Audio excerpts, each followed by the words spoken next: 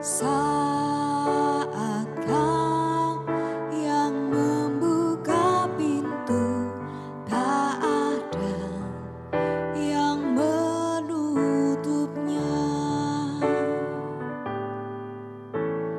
Kau selalu ajaib bagiku, jalanmu tak terselami. Saat Kau yang membuka pintu, tak ada yang menutupnya. Masih ada jalan terbuka untukku, masih ada jalannya Tuhan, masih ada jalan terbuka untukku. Kulihat kebesaran-Mu.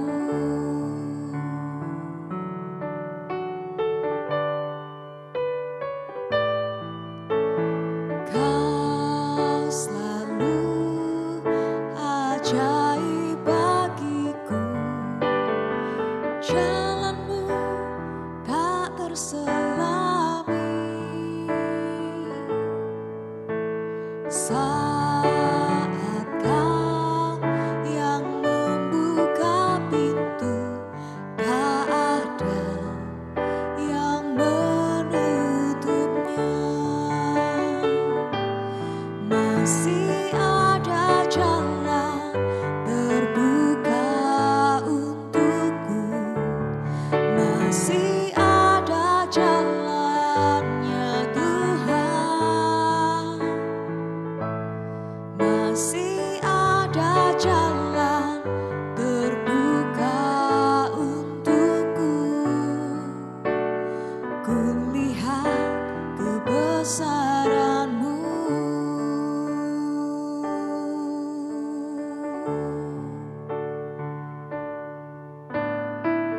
Sungguh ku percaya Tuhan, tiada yang mustahil, sebab Allahku yang ajaib. Ku mau bangun iman percayaku, Kau Allah yang sama, kuasa-Mu tak berubah. Ku percaya,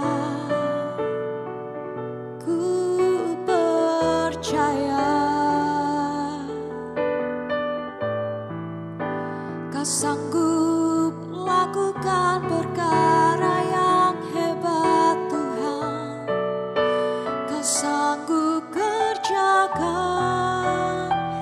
segala hal dengan kuat tangan-Mu Bapa, dan ku mau percaya, ku mau tetap berharap, sebab dalam-Mu ada harapan baru, sebab dalam-Mu ada kekuatan. Ku mau terus percaya, ku mau terus berharap padamu Tuhan, padamu Yesus. Ku mau percaya padamu Yesus Tuhan. Kau yang berjalan bersamaku, takkan biarkan langkahku goyah. Yesus namanya. Kau Allahku.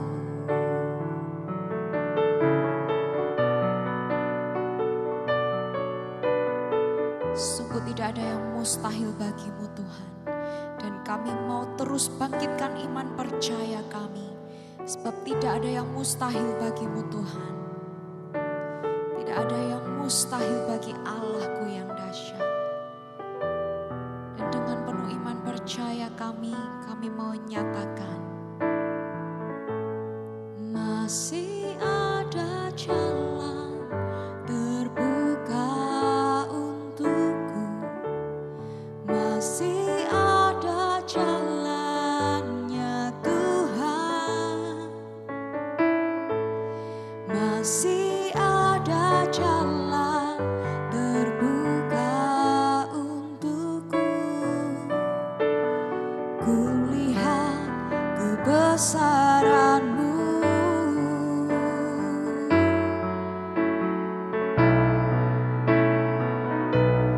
Masih ada jalan terbuka untukku.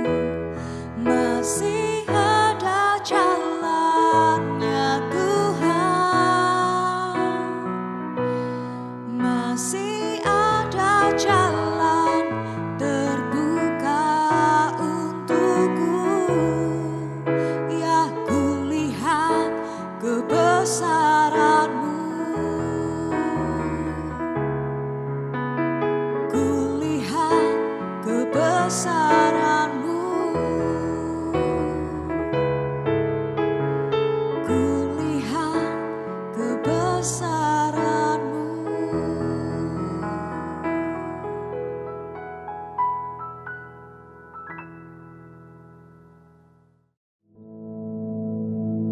Our Father, which art in heaven, hallowed be thy name. Thy kingdom come, thy will be done in earth as it is in heaven. Give us this day our daily bread, and forgive us our debts, as we forgive our debtors. And lead us not into temptation, but deliver us from evil. For thine is the kingdom, and the power, and the glory, forever. Amen.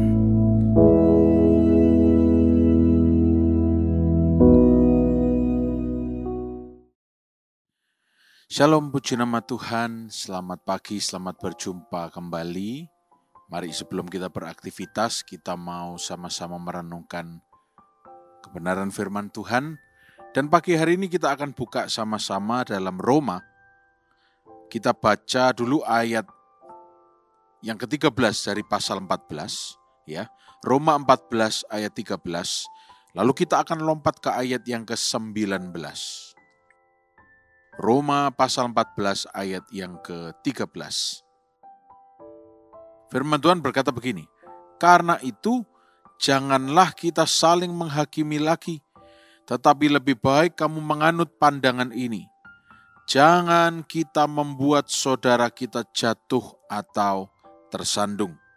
Ayat 19, sebab itu marilah kita mengejar apa yang mendatangkan damai sejahtera dan yang berguna untuk saling membangun.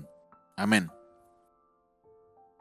Minggu lalu di dalam ibadah 10 hari, kita salah satunya belajar bagaimana kalau seseorang dipenuhi Roh Kudus, maka akan terjadi unity atau kesatuan.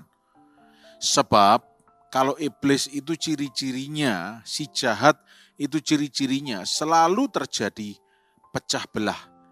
Dia selalu menjadi pemecah belah. Dia selalu ingin menghancurkan keharmonisan. Dia selalu ingin menghancurkan kesatuan. Dia menipu. Dia mengintimidasi, dia bisa memakai orang untuk mengolok-olok dan memfitnah. Nah, hari ini kita belajar kebenaran firman. Ya, prinsipnya sangat sederhana sekali.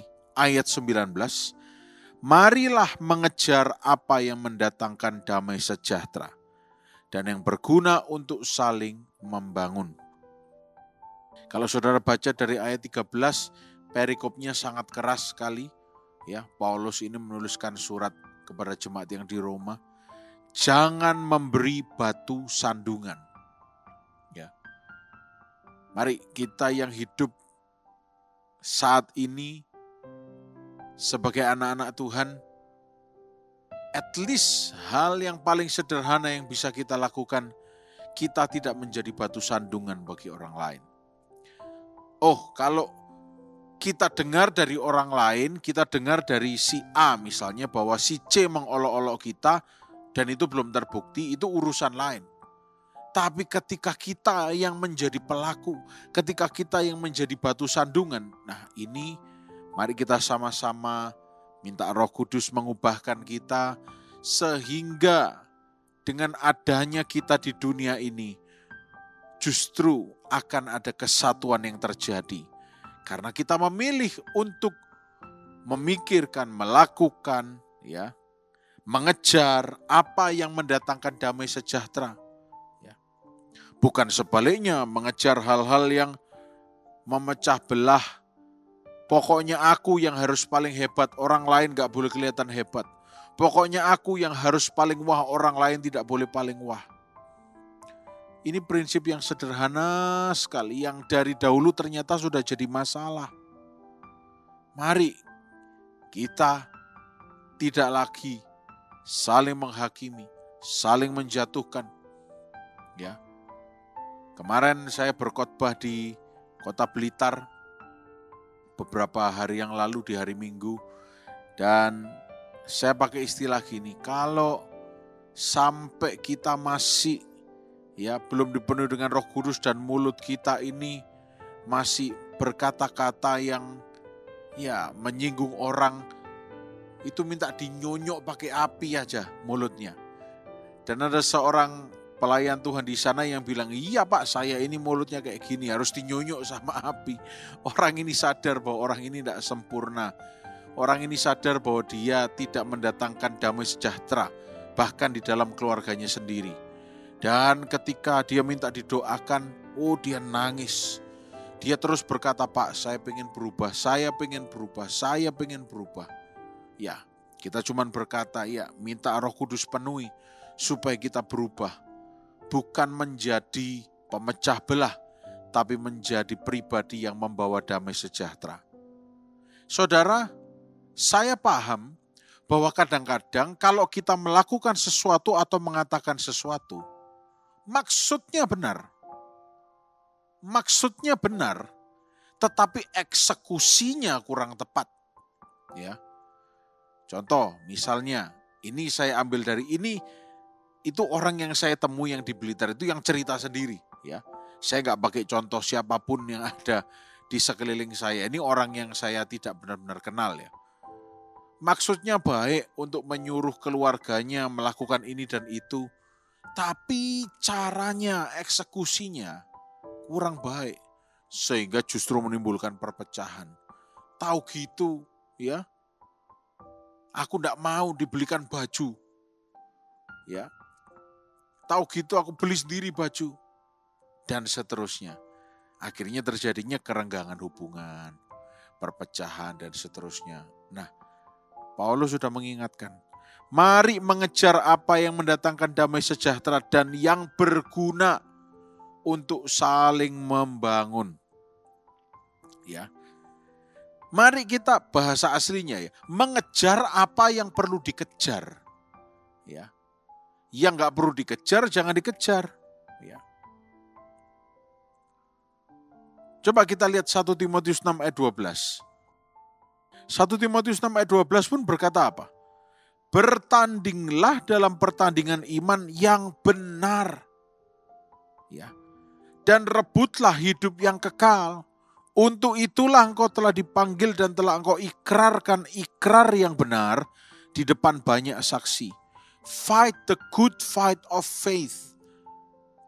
Bertandinglah dalam pertandingan iman yang benar. Bertanding pun harus benar, gak bisa bertanding dengan cara yang salah, tidak sportif.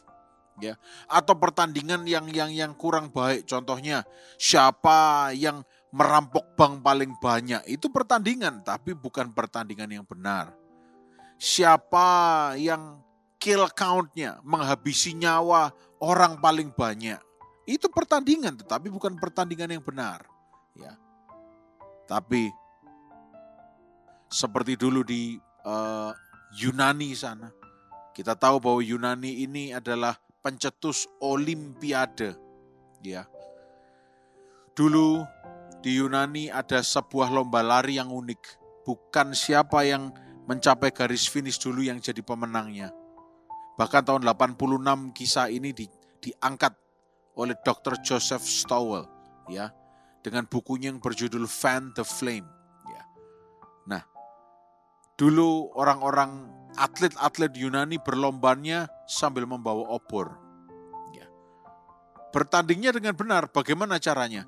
Siapa yang sampai garis finish dengan apinya masih menyala, itu dia yang menang. Bukan siapa yang duluan sampai garis finish. Sampai garis finish dulu tetapi apinya nggak menyala, nggak dianggap menang. Tapi siapa yang mungkin bukan orang yang pertama melewati garis finish, tapi dia orang yang pertama yang tiba di garis finish dengan apinya yang tetap menyala. Bertandingnya benar. Kadang-kadang bertanding dengan benar, mata kita teralihkan untuk berusaha berbuat curang karena kita merasa kalah dengan orang lain. Gak perlu. Ketika kita tahu kita sedang melakukan firman, iblis mungkin akan menggoda kita dan berkata, ayolah, seperti Adam dan Hawa digoda. Ya, enggak kok, kalau kamu makan buah ini kamu gak mati kok. Padahal Tuhan jelas-jelas pada hari di mana kamu memakan buah pengetahuan baik dan jahat, kamu akan mati. Tapi iblis berusaha mengubahnya. Nah, hari ini, mari kita melakukan apa yang benar. Fokus kita benar, mengejar apa yang mendatangkan damai sejahtera. Bukan ada satu masalah misalnya, ya, itu dibahas terus. Ya. Masalah yang kecil, ya contohnya masalah pasta gigi saja, itu bisa menjadi rame. Ya, ada yang pernah konseling sama saya, lah iya Pak, saya ini mau bangkel sama anak saya. Wong diajari kalau sikat gigi itu digolong dari bawah supaya rapi cupnya itu. Kok dia tuh kalau sikat gigi warna dipencet dari tengah itu kan gak rapi dan seterusnya. Ya mungkin maksudnya benar. Mendidik supaya benar. Tapi kita ingat, marilah kita mengejar apa yang mendatangkan damai sejahtera. Ya, marilah kita benar-benar minta hikmat Roh Kudus supaya gak setiap hal itu iblis bisa pakai untuk menghancurkan segala sesuatunya. Ya, fight the good fight. If you want to fight, kalau saudara mau bertanding pertandingan yang benar. Apa itu? Bertanding lawan diri saudara sendiri, bukan dengan orang lain. Ya. Karena musuh terbesar kita nggak sadar, diri kita sendiri. Ya. Minta Roh Kudus penuhi supaya kita berkemenangan. Lalu karena itu pagi hari ini, saya nggak akan perpanjang firman Tuhan. Tapi ingat tadi kita baca ya, mari mengejar apa yang mendatangkan damai sejahtera dan berguna untuk saling membangun. Saudara mau kan semuanya semakin baik dari sebelumnya? Gak ada cara lain, harus saling membangun. Ya, suami istri, anak orang tua, saling membangun, mengingatkan, mendoakan, memberkati. Ya, saling membangun terus sampai Tuhan Yesus datang, saling membangun terus. Lombanya adalah bukan siapa yang paling hebat di antara kampung saya, siapa yang paling diberkati di antara seluruh gereja. Tapi perlombaannya adalah siapa yang mau terus-menerus saling membangun, yang terus-menerus mendatangkan damai sejahtera. Bukan dengan pura-pura ya, tapi dengan sungguh-sungguh. Terus mendatangkan damai sejahtera. Karena ini yang Tuhan mau. Biar pagi hari ini kita paham firman Tuhan. Kita mengejar apa yang perlu dikejar. Ya. Kita bertanding dalam pertandingan iman yang benar. Dan kita semua akan fulfilling divine destiny. Kita semua akan menggenapi rencana ilahi dan hidup kita semua mempermuliakan nama Tuhan. Mari kita berdoa. Tuhan Yesus yang baik, bersyukur untuk hari yang baru, dan biar firman-Mu termeteraikan dalam hati kami. Kami bersyukur, dan biar sepanjang hari ini kami semua sehat, diberkati, dibungkus dengan darah Yesus, berkemenangan, dan hidup kami mempermuliakan nama Tuhan. Dalam nama Tuhan Yesus Kristus, haleluya. Amin. Selamat pagi, Tuhan Yesus memberkati.